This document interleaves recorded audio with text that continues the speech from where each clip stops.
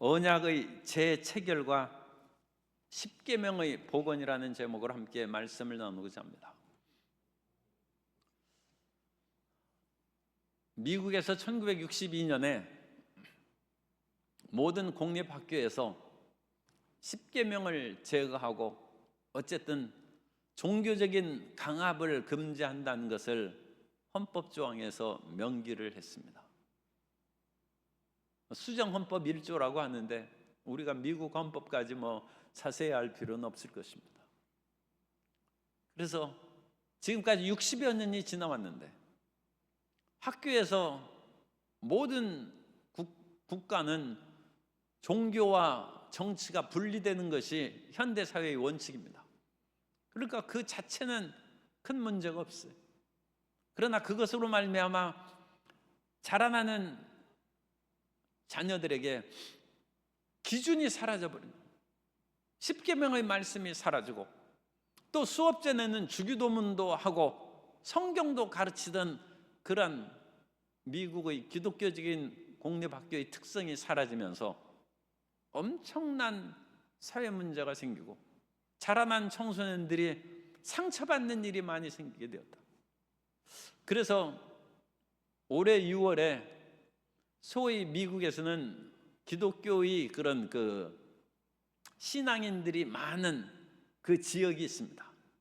그래서 남부에서부터 동남부의 지역에 이르는 그 여러 개 주들이 그러한 지역인데, 그런 지역을 바이블 벨트라고 해서 그야말로 성경의 그런 띠라는 것이죠.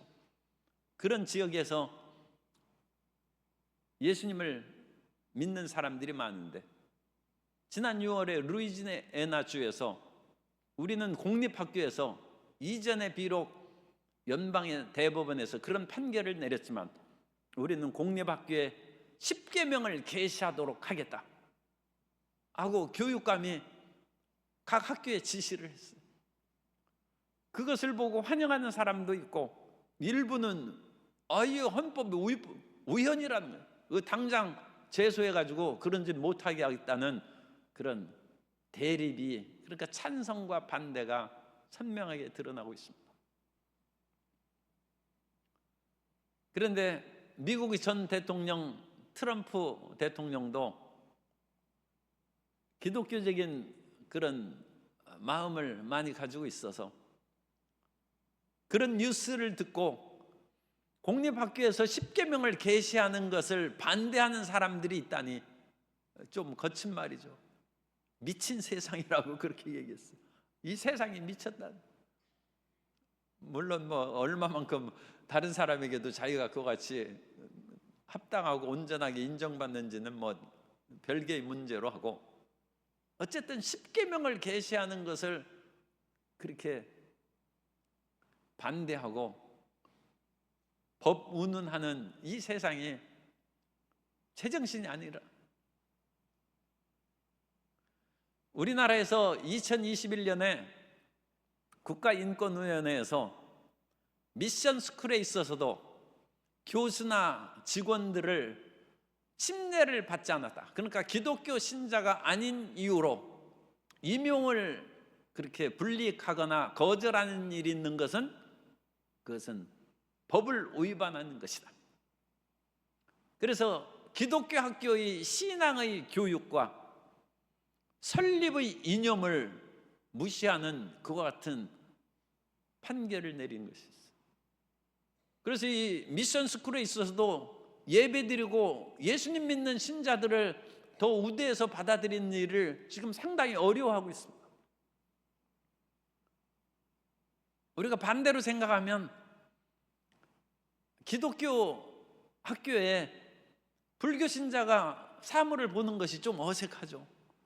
마찬가지로 우리도 취직이 지금 굉장히 힘들고 어렵지만 우리가 절에 가서 근무하는 것은 또 피곤한 일이죠. 그죠?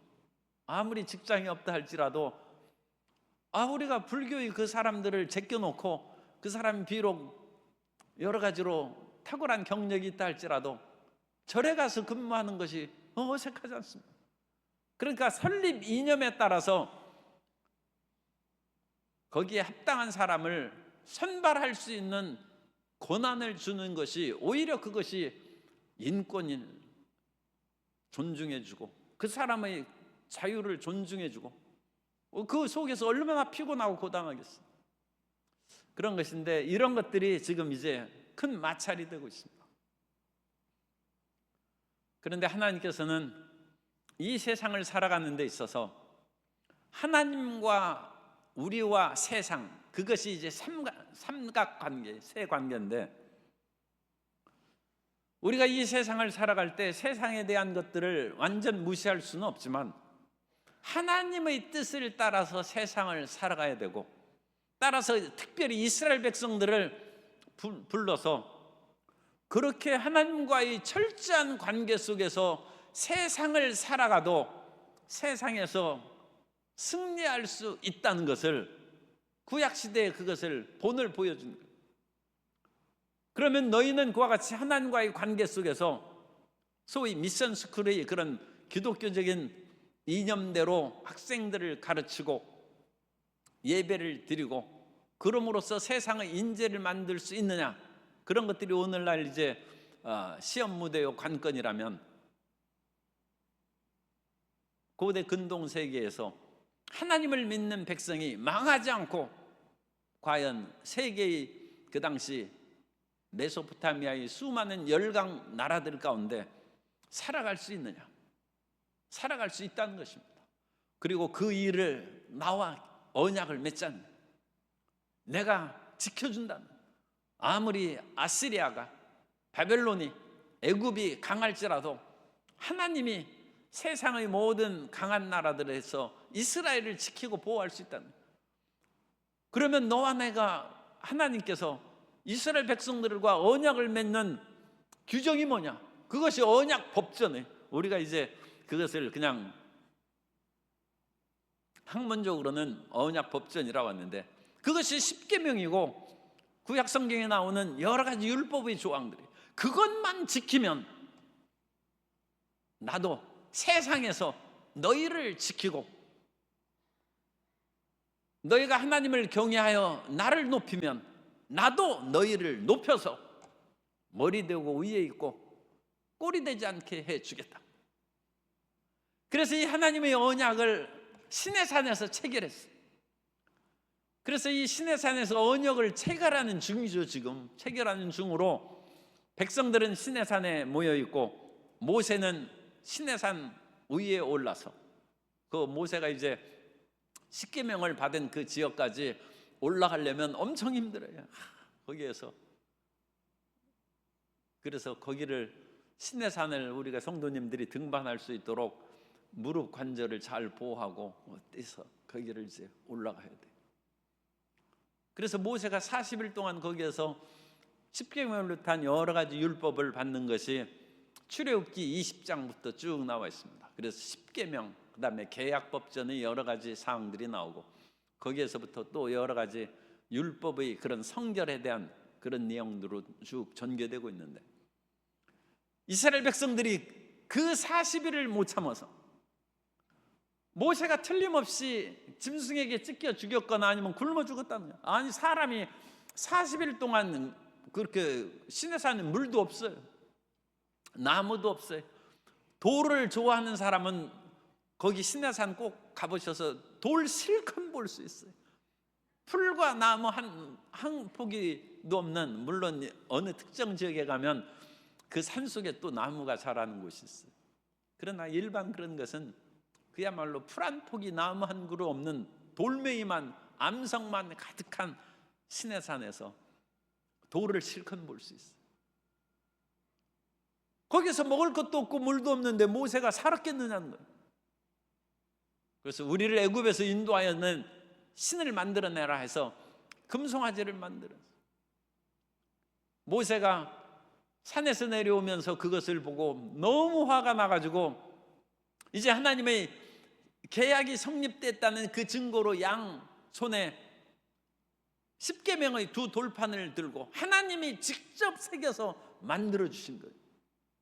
그것을 들고 딱 해서 얼마나 기쁘게 우리는 이제 하나님의 백성이 되었다, 하나님께서 우리의 삶을 지켜주시고 모든 열강의 속에서 우리를 보호해 주실 것이고 우리에게는 새로운 삶의 길이 열렸다. 그것을 선포하러 내려왔는 그런 도중에 보니까 금송아지 앞에서 춤추고 온갖 것 같은 우상 숭배를 함으로 너무 화가 나가지고 십계명 돌판을 던져서 깨버렸어요. 언약이 체결되지 못하고 이제 완전 언약 파기의 위기에 처했습니다. 그때 모세가 우리가 9장에서 보는 것처럼 다시 하나님 앞에 끌어엎드렸다. 이 백성이 이 광야에서 하나님의 심판을 받고 죽으면 사람들이 뭐라고 하겠습니까? 야훼 하나님이 이 백성들을 광야로 이끌어오더니 결국은 다 죽이고 말았다. 하나님 영광이 안 됩니다. 뿐만 아니라 하나님은 이미 아브라함과 이삭과 야곱에게 내가 너와 내 자손에게 이 가나안 땅을 주고 큰 민족을 만들어 주겠다고 언약하셨는데 하나님은 신실하시다. 하나님은 그야말로 어김이 없으시고 미쁘신 하나님이신데 어찌 이 백성을 여기에서 멸망시킬 수 있겠습니까? 그래서 모세의 간절한 중보 기도에 하나님께서 마음을 돌이키시고 원래 하나님께서도 죽이길 생각은 없었죠. 죽일 생각이 없으셨겠지만 그러나 하나님께서 심판을 안 하려고 하더라도 빛은 어두움을 쫓아내버리는 거예요. 이스라엘 백성들이 우상숭배의 어두움이 있으면 하나님의 빛이 임하면 그들은 죽는 것입니다. 우리가 그걸 생각해야 돼요. 하나님은 사랑이시니까 나를 살려주십사 하면서 계속 죄 지으면 하나님은 살려주려고 생각하더라도 빛이 그 어두움을 뚫고 가니까 그 어두움과 함께 있는 인생은 파멸되고 마는 것입니다. 그리고 회개해서 어두움을 떨쳐버려요. 그러니까 육신의 정욕, 안목의 정욕과 이생의 자랑을 놓아야 돼요. 옛날에 그렇게 광산에서 일하는 사람이 그야말로 열심히 해서 10년 동안 금을 많이 캤어요. 그래가지고 이제 그야말로 금의 환양이 그것은 비단금자습니다만 어쨌든 금을 두르고 고향으로 돌아오는 다른 그 한자입니다. 어쨌든 금의 환양의 그 기쁨으로 고향으로 돌아오는 배를 탔는데 이 배가 풍랑에 기울여서 이 배가 침몰한다. 사람들이 너도 나도 그야말로 배에서 뛰어내리고 나무 조각 붙잡고 뛰어내리는데 그 사람은 일을 어찌어찌 하다가 금덩어리를 다 그냥 몸에 해가지고 허리에 추매해가지고 자고 물에 뛰어내니까 몸이 금덩어리 무게를 그거 해서 얼마 무게 그냥 고도록 가라앉았어요. 살 길은 하나 있어요. 살 길은 비록 10년 동안 피땀 흘려서 금덩어리를 모았지만 금덩어리를 풀어버린 자기 욕심을 벗어버리는 것이 그래야 물속에서 다시 올라올 거 아닙니까? 그런데 우리는 자기가 죽는데도 금덩어리 그거 있어가지고 그대로 물속에 가라앉아 죽으면 무슨 일이 있겠습니까만 금덩어리가 아까워서 더군다나 10년을 피땀을 흘려서 그걸 모은 건데 그것을 바다 밑에다 풀어놓고 나올 수 있겠어요? 그러나 육신의 정욕을 끊어야 우리가 삽니다. 다른 길은 없어요. 모세가 하나님 앞에 간절히 기도하니까 하나님께서 다시 이스라엘 백성들에게 주신 것은 나 외에 다른 신을 내게 있기에 말지니라. 그 말씀은 제가 누누이 말씀드리지만 나 하나님만이, 나 야훼만이 하나님이시랍니다. 야훼는 이스라엘과의 계약 하나님 그 명칭이고 하나님은 능력과 힘을 승정하는 하나님이라는 것은 그 일이라는 그런 그 셈에서 나온 단어다. 엘로힘이니까 거기에서 나온 하나님은 야훼만이 권능자란 야훼만이 전지전능한 그분이다. 그 하나님 그분만을 섬겨야지 돈이 전능자가 아니고, 오늘날은 돈이 전능자라고 생각하기가 쉽죠. 권력이 전능자 아니라는 거예요. 이 세상에 돈과 권력을 가진 그 모든 어떤 존재도 그것은 하찮은 것이고, 하나님만이, 야훼만이 하나님이시고 권능자라는 거예요. 그러면 그 하나님을 붙잡는 것은 뭐예요? 하나님의 언약의 계명을 붙잡으라. 그래서 10장 1절부터 5절까지 주신 것은 다시 하나님께서 10계명을 주신 거예요. 그래서 10계명을 너는 다시 두 돌판을 다듬어 가지고 산에 올라오라. 그 기도 40일 기도하는 것이 먼저 언급됐습니다만, 이거는 이제 그 시간적인 순서로 읽으면 헷갈려요. 이건 시간적인 순서를 얘기하는 것이 아니라 모세가 사람들에게 그냥 설명하는 그 이야기의 그런 진행으로 그와 같이 얘기했지, 시간적으로는 약간 앞뒤가 뒤죽박죽 되어 있습니다. 그러니까 그런 점으로 이해해서 읽어야 돼요. 그래서 이 신명기 9장 10장의 그 모든 시간적인 순서는 또 출애굽기에 나오는 내용하고 같이 대조해 가면서 그렇게 읽어야 됩니다. 그래서 일단 시간적으로 얘기하면 모세가 이제 십계명 두 돌판을 던져서 깨뜨렸어요. 그리고 나서 이 일을 어떡하나, 이대로 놔두면 이 백성들 다 심판받아서 죽는데 어떡하나. 그때 모세에게 마음에 하나님께서 깨우침을 주셨겠죠. 다시 엎드리는 수밖에 없다. 다시 하나님 앞에 나아가서 기도해야 되겠다 할 때 하나님께서는 이제는 두 돌판을 깎아가지고, 백성들 모세가 깎겠어요. 모세가 그걸 보면서 석공을 시켜가지고 거기에 좋은 그런 석판을 가지고 백성들이 그 앞에서 그걸 깎는 거예요. 그 두 돌판을 만들어가지고 다시 두 돌판을 들고 다시 산 위에 오르는 거예요. 그래서 거기에서 40일을 주야를 기도합니다. 그래서 하나님께서 그 명령을 주신 것이죠. 너는 처음과 같은 두 돌판을 다듬어 가지고 산에 올라오라. 올라 내게로 나오고 또 나무, 그리고 하나님께서는 또 나무개 하나도 만들라고 했어요. 그래서 이 돌판을 이제는 계속 보관할 수 있는 언약궤 또는 하나님의 법이 기록된 것인 돌판이 그 안에 있으니까 법궤라고 얘기합니다. 언약을 체결한 의미에서는 언약궤, 하나님의 말씀의 법이 들은 그 의미에서는 법궤라고 부르는 그 궤를 이제 만들었어요. 그럼 이 궤 만드는 것도 나중에 보면 부사렐리 그와 같이 그 법궤를, 언약궤를 만들죠. 그러니까 그것은 후대에 이렇게 만든 그것으로 생각이 됩니다. 그러니까 시간적으로는 두 돌판만 이때 만들었고, 그 뒤에 나무로 언약궤를 만들어서 그 돌판을 이제 그 언약궤 안에 넣은 것으로 그와 같이 시간적으로는 그렇게 생각합니다. 그러나 결국 시간적인 것을 지금 무시해버리면 하나님께서는 이제 십계명 돌판과 그것을 넣을 나무궤를 만들라고 명령을 하신 것이고, 그래서 지금 현재 신명기 10장을 읽는 현재에 있어서는 그 하나님의 언약, 그 두 돌판이 언약궤 안에 있어요. 그러니까 이 현재적인 시점에서 그렇게 지금 설명하는 것입니다. 그래서 하나님의 명령대로 두 돌판을 가지고 산에 올라가서 그 돌판을 십계명을 받아가지고 왔고, 그리고 얼마 후에 그와 같이 성막의 여러 가지 기구와 그 기명들을 만들 때 언약궤도 만들어서 그 언약궤 안에 십계명을 넣어서 오늘날 너희가 아는 바와 같이 언약궤 안에 십계명이 들어있느니라. 이제 그런 설명입니다. 그래서 하나님의 명령대로 이와 같이 두 돌판을 받아서 4절에 보면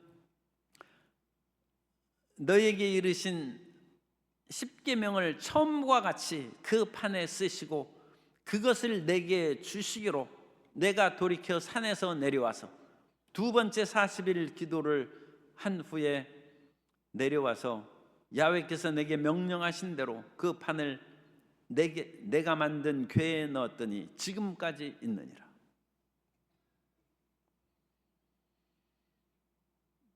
우리가 세상의 어떤 일을 당한다 할지라도 다시 회복할 수 있는 길은 하나님의 영원한 말씀을 붙잡는 거예요. 영원 불변한 약속을 붙잡는 것입니다. 이 세상에 다른 길은 없습니다. 하나님의 말씀을 떠나서 우리에게 살 길은 없습니다. 다시금 그 말씀으로 돌아와야 됩니다. 그래서 항상 옛날부터 back to the Bible, 성경으로 돌아가라는 거예요. 모든 일이 암담하고 힘들 때 다시 성경을 읽기 시작하시기 바랍니다.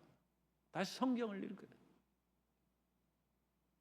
그 하나님의 말씀을 읽으면 하나님께서 오늘 우리 가운데 갑자기 하늘에서 천둥벼락 치듯이 말씀하시는 것이 아니라 성경을 읽으면 성경 속에서 하나님이 우리에게 말씀을 들려주십니다. 하나님의 음성을 듣기를 사모하는 자마다 성경을 읽으십시오. 그러면 그 성경의 두 돌판을 모세에게 주신 것처럼 우리에게 그 말씀을 들려주시는 것입니다. 그리고 그 말씀을 붙잡으면 우리에게 살 길이 있습니다. 제가 전에도 말씀드렸습니다만 전기공을 그 남편으로 둔 그 집사님이 어느 날 갑자기 병원으로 오라는 그런 연락을 받고 가보니까 남편이 22,000볼트의 고압에 감전돼 가지고 전기가 그 몸을 뚫고 나갔어요. 살긴 살았는데 지금 정신 인사불성이 되고 온몸이 새카맣게 그렇게 피가 죽으니까 이렇게 변해 있어요. 깨어날지 죽을지 모른다는 거예요. 수많은 사람들이 와서 일을 어째 하면서 위로하고 그렇게 좋은 말을 들려줬지만 그 여 집사님의 귀에 하나도 들어오지 않는 거예요. 그렇게 며칠을 지낸 후에 눈을 들어보니까 그 병원의 책상 위에 성경이 있더라는 거예요. 그런데 그 집사님이 평소에는 그냥 별로 성경을 안 읽었어요. 그냥 교회 가서 예배만 드렸죠. 자기도 너무 답답하고 거기에서 앉아있는 거 힘드니까 성경을 읽기 시작했어요. 그런데 성경을 읽다 보니까 성경 속으로 자기가 이제 빨려 들어가는 거예요. 누가 찾아오고 신방하고 위로하는 그런 것도 그냥 대충 해서 보냈고 성경만 읽는, 아침부터 저녁까지 그렇게 며칠을 성경을 읽었는데 갑자기 남편이 신음소리가 나는 거예요. 그러더니 벌떡 일어나서 피를 토하기 시작했는데 그걸 받아가지고 하더니 피를 다 토하고 다시 자리에 누웠는데 얼굴이 맑아지고 깨끗해졌어요. 그래가지고 의사가 와서 하는 얘기가 죽은 피를 다 토하고 살아났다는 거예요. 그러니까 이 전기가 머리를 이제 몸을 뚫고 발가락을 통해서 나가는데 발가락만 새카맣게 탄 그것만 절단하고 온몸이 깨끗이 치료가 됐어요. 하나님의 말씀을 읽는 중에 남편이 깨어나고 살아났다는 거예요. 우리에게 살 길은 하나님의 말씀입니다. 하나님의 말씀 속에서 성령님께서 음성을 들려주신 것입니다. 그 말씀을 붙잡아야 돼요. 그리고 5절까지 지금 했어요. 6절 여러분 성경은 어떻게 되어 있는지 모르겠는데 6절 바로 이스라엘이 시작하는데 6절 이스라엘 앞에 뭐가 있어요? 괄호가 있어요? 그 괄호가 어디까지 있습니까? 9절 끝까지 있죠. 그죠? 그러니까 6절부터 9절 끝까지는 어떤 사본에는 이것이 없다는 것입니다. 이 순서가 다르다는 거예요. 성경을 손으로 베꼈으니까. 그러면 5절부터 어디로 이어서 읽어야 돼요? 가로를 빼버리면 10절로 읽어야 돼요. 그래서 내가 두 돌판을 가지고 내려왔는데 그러면서 10절에서 다시 부연 설명하는 거예요.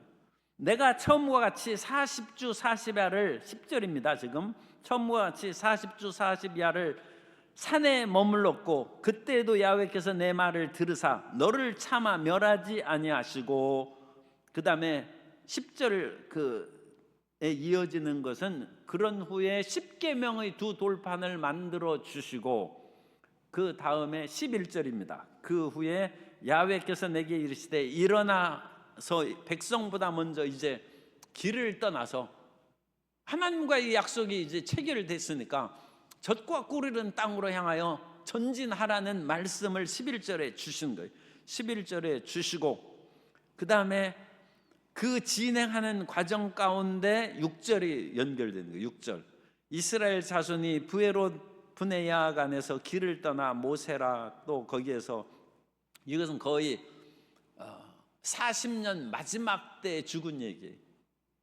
그러니까 여기에서는 제2년째 있었고 약 38년, 39년 가까운 세월이 지난 그 이야기가 10장 6절입니다.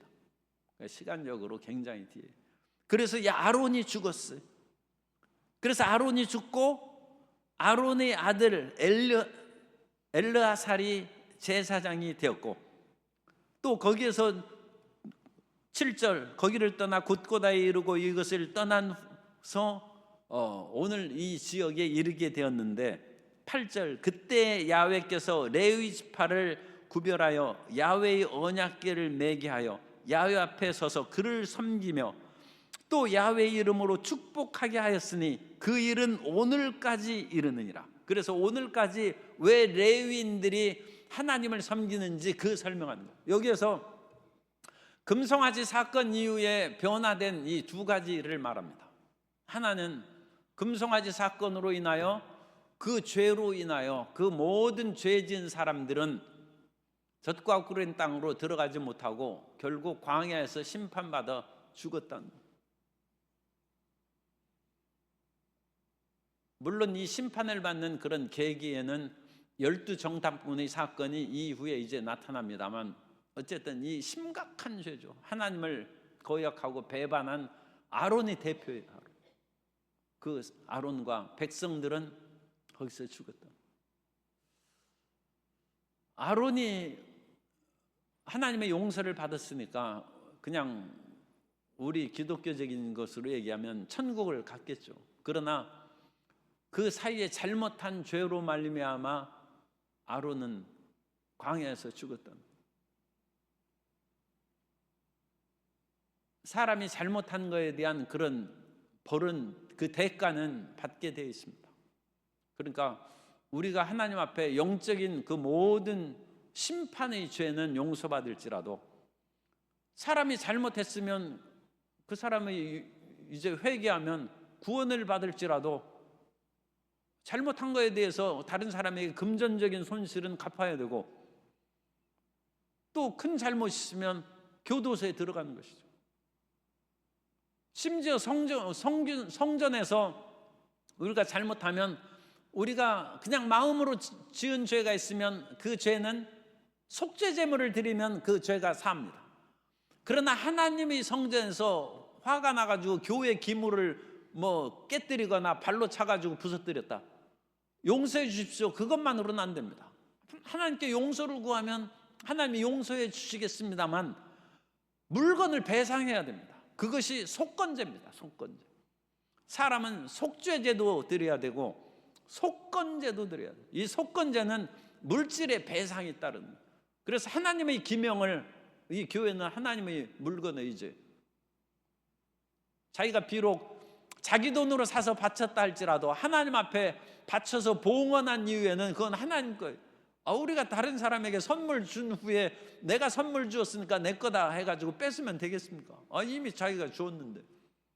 하물며 하나님의 바친 것을 다시 하나님께로부터 달라는 사람들이 가끔 있어요. 그건 큰 잘못 생각합니다. 그러면 나중에 그거 다시 배상해야 돼요. 다시 배상해서, 그건 속건제물이에요. 이런 것처럼 금송아지 사건으로 말미암아 이 빛과 어둠의 두 사건이 이루어지는데, 하나는 그 잘못으로 인하여 아론이 죽었다는 뿐만 아니라 그 시대의 잘못에 가담한 사람들이 죽고 말았다는 것이고, 또 하나는 그때 헌신한 사람이 레위인이에요. 그래서 금송아지 사건이 이루어져서 이 사람들에게 책임을 물어야 되는데 어떻게 할까 하다가 모세가 나와 함께 이 잘못한 사람들을 처벌할 그 일에 헌신할 사람이 누구냐 하니까 레위인들이 나와서, 그 레위인들이 우상 숭배한 사람들을 징계하고 칼날로 쳐서 3,000명가량이 죽었다. 그로 말미암아 레위인은 하나님 앞에 헌신하고 바쳐진 존재가 되었다. 그래서 이제는 레위인들은 하나님이 특별 대우를 해주게 됐어요. 그래서 레위인들은 하나님의 그 일을 섬기고 봉사하는 일을 했고, 하나님의 물건을 함부로 만지면 죽습니다. 그것이 우사의 사건. 다윗이 하나님의 언약궤를 모시고 오다가 옛날에는 성경이 드물었다니까요. 그러니까 이 다윗이 하나님의 궤를 어떻게 모셔야 되는지에 대해서 몰랐어요. 그래가지고 소 달구지에게 하나님의 언약궤를 싣고 오는데 소가 뛰니까 언약궤가 땅에 떨어질 지경이에요. 그러자 우사가 얼마나 충성된 마음으로 가졌는지 그걸 자기 손으로 딱 댔어요. 그러나 하나님의 성물을 만지는 거로 그것은 빛이 어둠을 뚫고 가는 거예요. 그래가지고 우사가 죽었어요. 그런데 레위인들은 하나님의 그와 같은 성물을 만져도 안 죽어요. 왜? 이 레위인들은 하나님 앞에 바쳐진 존재란, 바쳐진 존재라는 것은 다른 말로 하면 이미 죽었어요. 하나님 앞에 이미 육체는 죽고 하나님 앞에 드려진 존재란. 우리 예수님 믿는 사람도 이미 바쳐진 존재입니다. 우리는 예수님 믿고 내 인생 내가 산다고 가끔 생각할지 모르지만 잘못 생각하는 거예요. 예수님 믿으면 이미 바쳐진 존재, 하나님 거예요. 그리스도의 보혈로 씻었고 이제 내 인생은 없습니다. 하나님이 값으로 사신 것이 되었다. 그래서 이 예수님을 믿고 우리가 언약을 체결하는 거예요. 나는 예수님께서 나의 죄를 위하여 십자가에 못 박혀 죽으시고 피를 흘리신 것을 믿습니다. 그것은 나와 나의 가족들 그리고 예수님을 믿는 수많은 사람들을 위하여 예수님께서 피를 흘리신 것입니다. 그러므로 내 죄가 아무리 많이 있을지라도 예수님께서 십자가의 보혈로 내 죄를 용서하신 것을 믿습니다. 그것을 믿었다는 것을 고백하는 것으로 예수 믿는 계약이 체결됩니다. 우리는 예수님을 믿는다고 언약에 사인한 거예요. 그래서 사람이 마음으로 믿어 의에 이르고 입으로 시인하여 구원에 이른다. 그래서 우리는 예수님 믿고 이미 계약을 체결합니다. 만일 우리가 이제 예수님을 안 믿는다고 배신하면 그건 엄청난 벌이, 이스라엘 백성들보다 더 큰 죄를 받는, 이스라엘 백성들이야 하나님이 그 아들의 피로 사신 백성은 아니에요. 그러나 오늘 우리는 그 아들이 피로 산 백성이 배신하면 이스라엘 백성들도 이와 같이 아론이 죽고 광야에서 하나님의 심판을 받았는데, 심지어 그 아들의 피로 사신 백성이 배반하면 그 형벌이 얼마나 크겠습니까? 절대로 이 세상에 아무리 어려움이 다가오거나 아니면 세상 유혹이 많이 다가온다 할지라도 예수님 끝까지 붙잡고 세상으로 눈 돌릴 생각하지 말고 주님께서 가리키는 길을 잘 걸어가시고 좌로나 우로나 치우치지 않는 성도님 되시기를 주님 이름으로 축복합니다. 그리고 우리 마음 가운데 이제 이 계약의 법이 있어야 돼요. 이스라엘 백성들이 하나님과 언약을 맺었을 때의 법은 십계명이에요. 지금 오늘 말씀 십계명이고, 좀 크게 얘기하면 계약법전의 말씀을 주셨는데, 그래서 유대인들은 항상 그 마음 가운데 하나님의 백성이라는 긍지와 자부심을 가질 때 율법을 생각합니다. 율법. 그럼 이방인들은 하나님 앞에 심판을 받을 때 율법도 없는데 무엇으로 심판을 받느냐? 이방인들의 마음 가운데는 양심의 법을 주셨어요. 양심. 그래서 독일의 철학자 칸트가 얘기했어요. 밤하늘에는 별이 빛나고 내 마음에는 양심, 곧 도덕 법칙이 있다고 얘기를 했어요. 그래서 모든 사람의 마음 가운데는 하늘에서 별이 빛나듯이 그 마음에 양심이 있는 거예요. 그래서 이 법에 따라서 사람들이 하나님 앞에 서는 것입니다. 유대인들에게 율법으로, 모든 다른 안 믿는 사람은 양심의 법으로. 그러나 이제 우리는 이 율법도 아니고 양심도 아니고 우리 마음 가운데에는 성령의 법을 주셨어요. 그래서 이 성령의 법을 주님께서 주셔서 이 성령의 법을 따라가는 사람들은 성령으로 말미암아 하나님 앞에 사랑받고 칭찬받는 삶을 사는 것입니다. 고린도서 3장 3절을 읽어드립니다. 너희는 우리로 말미암아 나타난 그리스도의 편지니 이는 먹으로 쓴 것이 아니요 오직 살아계신 하나님의 영으로 쓴 것이며 또 돌판에 쓴 것이 아니요 오직 육의 마음판에 쓴 것이라. 그래서 하나님께서는 이스라엘 백성들에게는 돌판에 새겨주셨는데 이제 예수님 믿는 사람들이 삶에는 마음판에 새겨주셨다. 그러면 이 마음판에 무슨 법이 쓰여져 있습니까? 우리의 마음판에는 십계명이 아니라 성령의 법이 쓰여져 있어요. 로마서 8장 1절 이하입니다. 로마서 8장 1절 이하에 보면 그러므로 이제 그리스도 예수 안에 있는 자에게는 결코 정죄함이 없나니 이는 그리스도 예수 안에 있는 생명의 성령의 법이 죄와 사망의 법에서 너를 해방하였습니다. 그래서 우리 마음판에는 성령의 법이 새겨져 있고 이 성령의 법을 따라서 살아가는 사람에게는 마음에 생명이 있을 것이고 기쁨이 있을 것이고 저주가 아니라 형통이 있을 것이고 질병이 아니라 치료의 역사가 나타날 것이고 하나님의 모든 길을 인도하시는 역사가 충만하여서 갈 길을 헤매지 아니하고 오직 하나님의 원하신 길로 걸어가게 될 줄로 믿습니다. 그래서 우리 마음 가운데 있는 이 성령의 법을 항상 기억하고 내 마음 가운데 들리는 성령의 음성에 순종하는 성도 여러분이 되어야 될 줄로 믿습니다. 그것이 우리가 하나님의 법을 따르는 것이고 이 성령의 법은 정죄의 법은 아닙니다만 그 조항이 하나님을 사랑하고 이웃을 사랑하는 것이죠. 그러면 하나님을 어떻게 사랑합니까? 구체적으로 그러니까 10계명의 1계명부터 4계명까지 그 조항을 참조하시라는 거예요. 내 이웃을 내 몸과 같이 사랑하라고 하는데 그럼 어떻게 이웃을 사랑합니까? 가까운 이웃은 부모를 공경하고 살인, 간음, 도둑질 하지 말고 거짓 증거하지 말고 내 이웃의 것을 탐내지 말라. 5계명부터 10계명까지 그것을 참조하라는 거예요. 그리고 그것이 우리 마음 가운데 들리는 음성으로 성령의 음성으로 행하면 생명의 성령의 법을 따라 생활하는 크리스찬이 될 줄로 믿습니다. 그래서 이 언약의 말씀을 받아들여서 생활하는 사람이 언약 백성. 그래서 이 하나님의 언약 백성이 되면 우리는 하나님의 소유가 되고 하나님이 우리를 눈동자같이 지켜 보호하여 주셔서 악이 틈타지 못하고 흑암의 세력이 귀신이 넘나지 못하고 모든 길에 승리와 평안이 나타나게 될 줄로 믿습니다.